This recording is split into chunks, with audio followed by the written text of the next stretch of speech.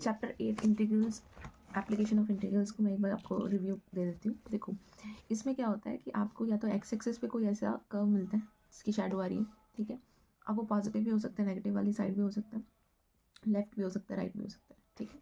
तो जब हमें इसका एरिया फाइंड करना है जिसकी लिमिट डिफाइंड है एक्स ए से लेके एक्स बी तक, तो हम क्या करते हैं, उसको लिखेंगे ए टू बी, क्योंकि हम स्ट्रिप इस पे एक्स पे ड्रॉ करते हैं। स्ट्रिप मतलब एक छोटा स्मॉलर एरिया हम एज्यूम करते हैं कि यहाँ आएगा, वो डी एक्स है। तो हम इसके साथ वैल्यू किसकी रखेंगे, वाई की। वाई इसलिए क्योंकि सारा, जब वाई आप वाई को साइड ले जाओगे तो सारा फंक्शन एक्स का बन जाएगा। जैसे मैंने लिखा x square minus y square 5 है, तो और मुझे एक्स के प्लस मान लेते हैं, चलो y square is equal to, ये एक्स स्क्वायर उधर चला गया, 5 माइनस एक्स स्क्वायर। वाई की वैल्यू मैंने फाइंड आउट कर ली। अब देखो वाई की वैल्यू फाइंड की, लेकिन वो सारी आई किस में है, एक्स में आई है ना। अब जब मैं यहाँ पे पुट कर दूंगी इसको, ठीक है, तो इसका जस्ट क्या करना है मुझे, इंटीग्रेशन। कभी भी आपको area of the curve negative portion में मिलता है ना, जैसे यहाँ पे वाई के नेगेटिव में है, तो आपने उसका आंसर जो है आपने हमेशा मॉडुलस में देना है। आपको ऐसा क्वेश्चन बुक में साइन की फॉर्म में दिया है। जब आप 0 से पाई करते हो तो पॉजिटिव, लेकिन जैसे ही आप उसमें नेगेटिव वाला एरिया ऐड करते हो तो उसके आउटसाइड हम प्लस लगाते हैं, ठीक है। अब ये जो केस है, इसका ये मतलब नहीं है कि जो हम कर्व में से लाइन माइनस करते हैं वो माइनस नहीं, ये जब डायरेक्शन उसकी नेगेटिव है। अभी आगे आएंगे क्वेश्चंस, ठीक है। तो जैसे ये क्वेश्चन है, अब इस क्वेश्चन में ये सर्कल है और सर्कल में क्या हो रहा है, यहाँ पे इसका एक एरिया आ गया, ठीक है। वो कितना आ रहा है, एक पोर्शन आ रहा है इसका, एक क्वाड्रेंट। अगर पॉजिटिव क्वाड्रेंट में पूछा है तो सिर्फ इतना सा आएगा, और इसकी लिमिट कहाँ से जाएगी, 0 से लेके और 6 तक। सिर्फ एक्स को हम चेक करें, ठीक है। अब इस लाइन में देखो 0 से लेके 1 1 तक जा रहा है, लेकिन हम जब इसका एरिया फाइंड करेंगे तो पूरा ट्राइंगल का एरिया आएगा हमारे पास। तो हम क्या करते हैं, लाइन में से कर्व को माइनस कर देते हैं, जब हमें सिर्फ इतना सा ही आंसर पूछा है, ठीक है। तो हमने क्या किया, लाइन में से कर्व, अब लाइन में से कर्व 0 से 1 तक जा रहा है, 0 से 1 तक। ऊपर लाइन का मतलब है कि आपको जो लाइन दे रखी है, जैसे इस क्वेश्चन के लिए हमें लाइन दे रखी है y is equal to x, तो मैं लिखूंगी 0 से 1 x में से माइनस क्या कर रही हूँ मैं, कर्व। कर्व कितना है मेरे पास, x की क्यूब। अब इसका जो भी कंप्लीट आंसर है वो पॉजिटिव आना चाहिए हमारे पास। रीज़न बीइंग कि हम जो आंसर है एरिया का वो हमेशा क्या निकालते हैं, प्लस में निकालते हैं, ठीक है। अब इसमें कुछ शेप्स बन सकती हैं। एक तो आपने सर्कल देख लिया, ठीक है। अब जब आप ऐसा क्वेश्चन देखोगे तो आपको केस स्टडीज़ में कुछ इतनी डेफिनेशंस बना के देंगे कि एक एलिवेटर है वो इस शेप की, आप point of intersection of the circular edge in the straight line edge पूछ लिया उसने। अब पॉइंट ऑफ इंटरसेक्शन का मतलब यानी कि वो एक दूसरे का अगर वैल्यू पुट करते हैं, जब भी आपको इंटरसेक्शन पॉइंट निकालना होता है, कोई भी चीज़ यहाँ पे कट कर रही है, एक वैल्यू को दूसरे में आप कैसे निकालते हो, उसको पुट करके, ठीक है। तो वो पॉइंट तो आपने वैसे भी निकालना होता है, पुट कर लिया। अब उसने पूछ लिया इसकी equation in the one form बनाओ, क्वेश्चन वही है, ठीक है। फिर उसने बोल दिया एरिया। अब वर्टिकल स्ट्रिप इसमें ड्रॉ होएगी, तो वाई डी एक्स फॉर्मूला बन गया। इसके लिए आपको इंटीग्रेशन के 3 फॉर्मूले जो थे लास्ट में 7.8 7.7 में, वो करने पड़ेंगे, समझ गए। अब इसमें सपोज शेप जो है वो आपको एक पैराबोला की आ जाती है, तो इसके कुछ फॉर्मूलाज आपको सबके आने चाहिए। जैसे कि अगर पैराबोला की मैं बात करूँ तो पैराबोला में हमने क्या पढ़ा बेटा, पैराबोला कितने शेप्स का होता है, जैसे 1, ठीक है, और 2। तो इसका क्या बनेगा, x square is equals to 4a y बन गया। इसका क्या बनेगा, x square is equals to minus 4a y। जो अकेला होगा उसकी बात सुन लीजिएगी, यानी कि y है तो y की डायरेक्शन, नेगेटिव y है तो नेगेटिव y की डायरेक्शन, और यही अगर इस साइड आ गया या इसकी डायरेक्शन ये होगी, ठीक है। तो ये क्या आ जाएगा, y square is equals to 4ax, और ये क्या आ जाएगा, y square is equals to 4ay। Similarly for the circle, अब जो सर्कल है अगर उसका h, k दे रखा है कोई सेंटर पॉइंट, और ये सारे एक्स वाई पॉइंट्स हैं, तो इसकी इक्वेशन क्या बनती है, x माइनस h का whole square plus y minus k का whole square is equals to कोई रेडियस का स्क्वायर। लेकिन इनकेस ये h और k ओरिजिन पे है, ओरिजिन से शुरू हो रही है, ठीक है, तो हम क्या करेंगे, x square y square R square बना दें। इक्वेशन आनी चाहिए। इलिप्स है तो इलिप्स का ये मेजर एक्सिस हो गया, ये क्या हो गया उसका माइनर एक्सिस हो गया, ठीक है। तो मेजर एक्सिस ए और ये माइनर बी, यहाँ माइनर ये बी हो गया और मेजर ये ए हो गया। इक्वेशन में क्या फ़र्क पड़ेगा, यहाँ x square plus A square y square plus B square is equal to 1 आएगा। यहाँ पे क्या आएगा, एक्स स्क्वायर बी स्क्वायर बन जाएगा, वाई स्क्वायर ए स्क्वायर बन जाएगा, वो मेजर हो गया, ठीक है। उसके बाद लाइन की इक्वेशन आपको x by a plus y by b is equal to 1, line की इक्वेशन ऐसे मिल सकती है। हो सकता है आपको 2 पॉइंट दे दे, जैसे 1 2 3 4, और पूछे लाइन बनानी है, इस एक लाइन है जो इन 2 पॉइंट से जा रही है, तो पर वो लाइन की इक्वेशन क्या है, तो इक्वेशन के लिए हम क्या करते हैं, x minus x1 upon x2 minus x1 को y minus y1 upon y2 minus y1 रख देते हैं। वो जो 2 पॉइंट दिए हैं उसको आप x1 y1 और x2 y2 मान के इसमें पुट करोगे, आपको इक्वेशन ऑफ लाइन मिल जाएगी, ठीक है। ये मोस्ट इंपॉर्टेंट है, क्योंकि अब जो आगे ट्राइंगल वाले क्वेश्चन आएंगे उसमें बहुत हेल्प मिलती है आपको ये वाले क्वेश्चन करने की, ठीक है।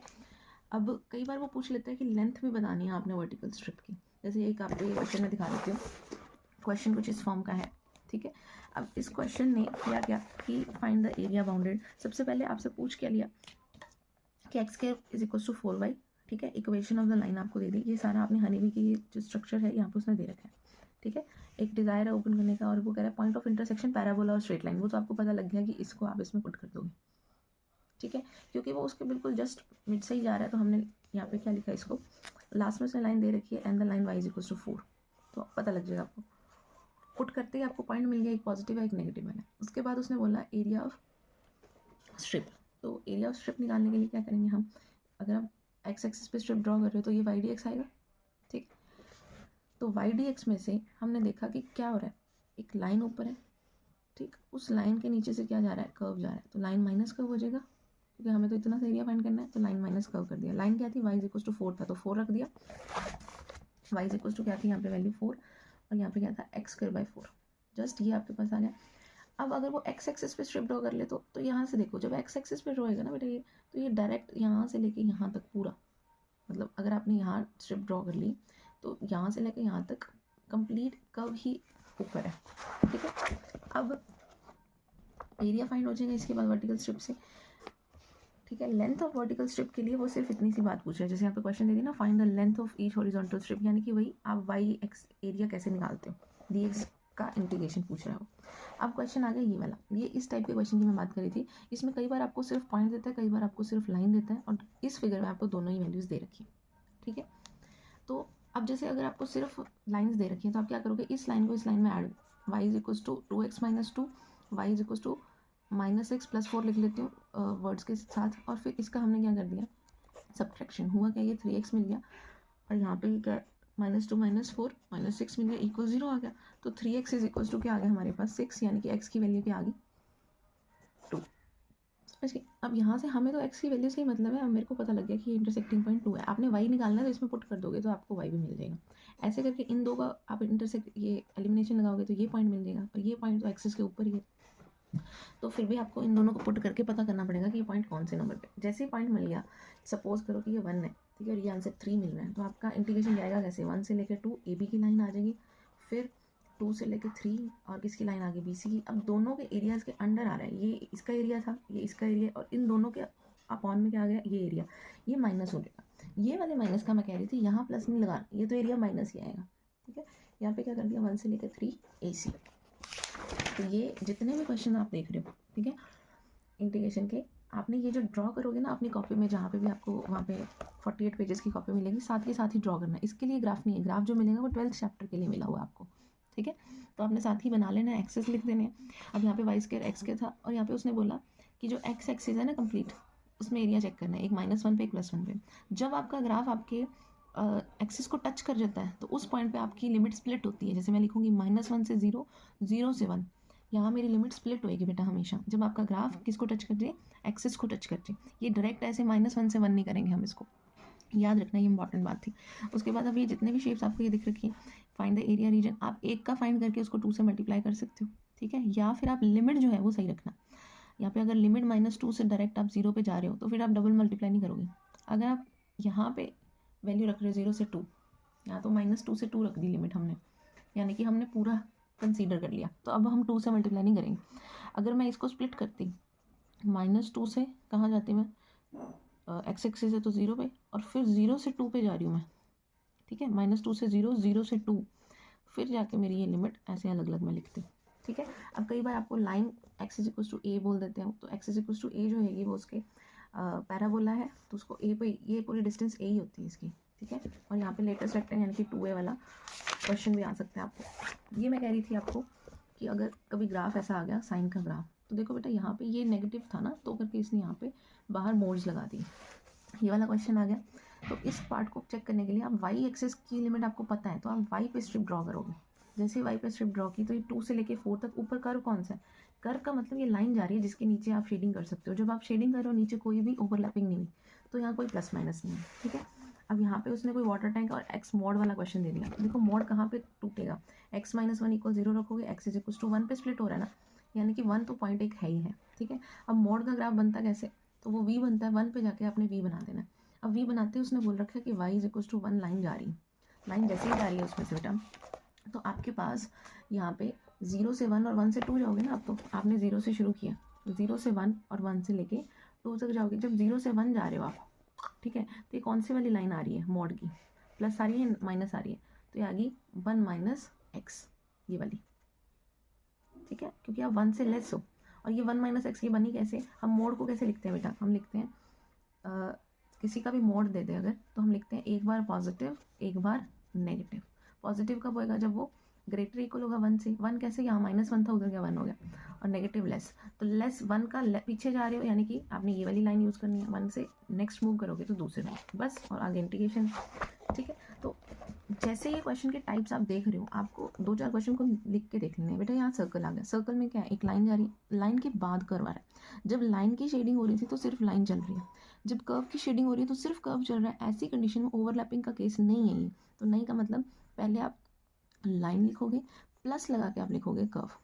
लाइन की ये जो पॉइंट है, इंटरसेक्टिंग पॉइंट, हमें नहीं पता कि ये कहाँ कट हो रहे हैं, तो आप कर्व में लाइन पुट कर दोगे। ये आपका कर्व दे रखा है और इसमें ये जितनी भी लाइन की वैल्यू है आप इसमें पुट करोगे। आपका सपोज एक्स का आंसर इतना टिपिकल आया 2 1 माइनस, नो प्रॉब्लम, कोई प्रॉब्लम नहीं है। आपने बस उसको लिमिट्स की फॉर्म में रख देना।